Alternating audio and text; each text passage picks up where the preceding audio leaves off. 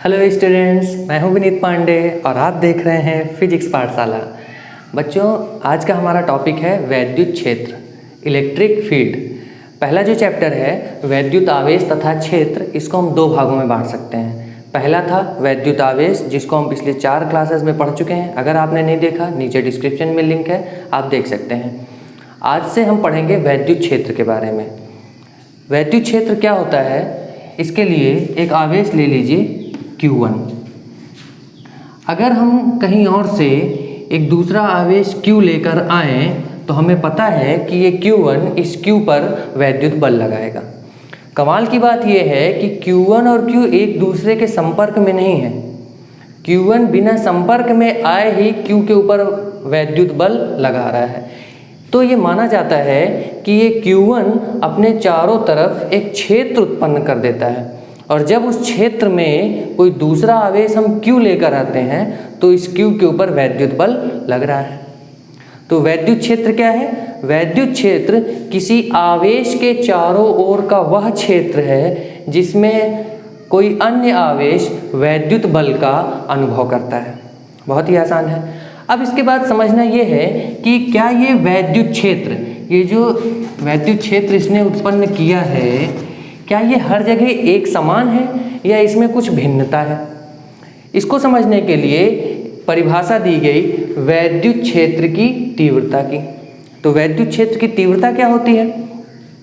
वैद्युत क्षेत्र की तीव्रता आपको ये बताती है कि किसी बिंदु पर, चाहे इस बिंदु की बात कर लीजिए चाहे इस बिंदु पर, किसी विशेष बिंदु पर वैद्युत क्षेत्र, ये जो वैद्युत क्षेत्र है ये कितना प्रभावी है, इसको बताती है वैद्युत क्षेत्र की तीव्रता।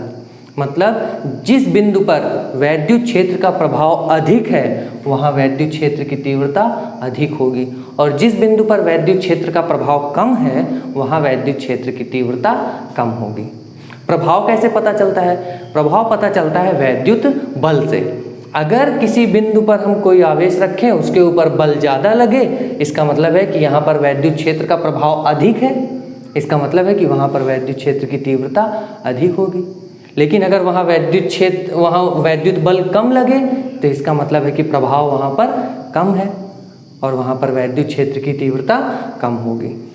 तो मान लीजिए यहाँ हमने एक आवेश रखा 5 कूलॉम इस जगह पे। इस 5 कूलॉम के ऊपर ये Q1 बल लगा रहा है, मान लेते हैं 20 न्यूटन का, ठीक है। अब उसके बाद यहाँ एक आवेश हमने रखा 10 कूलॉम का, और यहाँ पर ये Q1 इस आवेश के ऊपर बल लगा रहा है 30 न्यूटन का। तो अगर आप केवल बल को देखेंगे 30 न्यूटन 20 न्यूटन, तो आपको ये लग सकता है कि यहाँ पर वैद्युत क्षेत्र अधिक प्रभावी है, यानी यहाँ वैद्युत क्षेत्र की तीव्रता अधिक होगी। यहाँ पर वैद्युत क्षेत्र कम प्रभावी है, यहाँ पर वैद्युत क्षेत्र की तीव्रता कम होगी। लेकिन वैद्युत क्षेत्र की तीव्रता इस बात से डिसाइड कर लेना केवल बल से, ये ठीक नहीं है। इसके लिए आप एक एग्जांपल समझिए। मान लीजिए आप कहीं सब्जी लेने गए, एक दुकानदार के पास 5 किलो आलू है और वो आपको 40 रुपये में इसको दे देगा। एक दुकानदार के पास 6 किलो आलू है और वो आपको 42 रुपये में दे देगा। तो कौन सा आपको लेना चाहिए, इसके लिए आप क्या देखोगे? आप देखोगे कि पर केजी रेट किसका कम है। तो अगर इसका देखेंगे तो कितना मिल रहा है? 8 रुपये प्रति किलोग्राम, और ये कितना मिल रहा है? 7 रुपये। भाई 5 से आप इसको डिवाइड करोगे 8 रुपये पर केजी, इसको डिवाइड करोगे 7 रुपये पर केजी, मतलब ये हमारे लिए सस्ता है। लेकिन अगर आप केवल इधर ध्यान दिए बिना इसको ध्यान दोगे तो ये महंगा लगेगा, ये सस्ता लगेगा। ऐसे थोड़ी देखा जाता है। हम तो देखते हैं कि पर केजी रेट कितना है। तो यहाँ पर आपको समझ में आ गया कि पर केजी रेट इसका कम है, तो आप इसको लेना प्रेफर करोगे।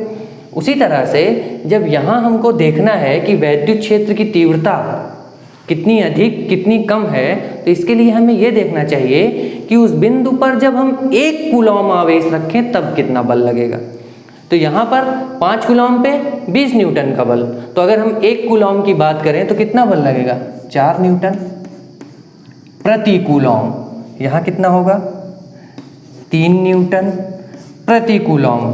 10 से डिवाइड करेंगे 3, इसको 5 से डिवाइड करेंगे 4। इसका मतलब है कि यहाँ पर वैद्युत क्षेत्र अधिक प्रभावी है, क्योंकि दोनों जगह समान आवेश की बात हम कर रहे हैं। 1 कूलॉम पे कितना बल? 4 न्यूटन। 1 कूलॉम पे कितना बल? 3 न्यूटन। इसका मतलब है कि इस बिंदु पर वैद्युत क्षेत्र अधिक प्रभावी है। इसका मतलब यहाँ पर वैद्युत क्षेत्र की तीव्रता अधिक होगी। तो वैद्युत क्षेत्र की तीव्रता की अगर परिभाषा दी जाए तो हम वैद्युत क्षेत्र की तीव्रता को कैसे परिभाषित कर सकते हैं? किसी वैद्युत क्षेत्र में किसी बिंदु पर, ध्यान दीजिएगा, वैद्युत क्षेत्र और वैद्युत क्षेत्र की तीव्रता में क्या अंतर है?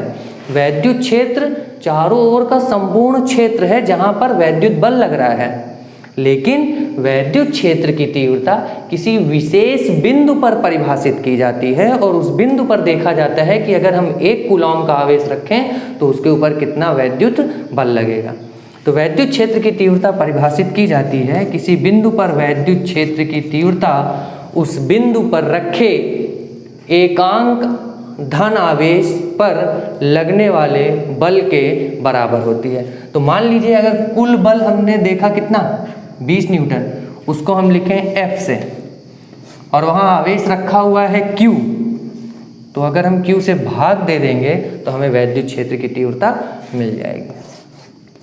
तो किसी बिंदु पर वैद्युत क्षेत्र की तीव्रता उस बिंदु पर एकांक आवेश, Q से भाग कर रहे हैं तो हमें एकांक आवेश मिल गया, एकांक आवेश पर लगने वाले बल से ज्ञात की जाती है।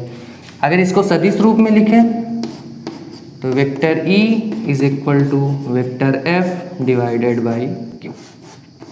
Q कैसी राशि है? अदिश राशि है। F सदिश है, वैद्युत क्षेत्र की तीव्रता भी सदिश राशि है, और इसकी दिशा, वैद्युत क्षेत्र की तीव्रता की दिशा वही होती है जो वैद्युत बल की दिशा होती है। अब इसका अगर हम मात्रक लिखें तो क्या लिख सकते हैं? बल का मात्रक न्यूटन, आवेश का मात्रक कूलॉम, तो इसका SI मात्रक क्या हो जाएगा? न्यूटन प्रति कूलॉम। तो आज के लिए बस इतना ही, मिलते हैं नेक्स्ट क्लास में।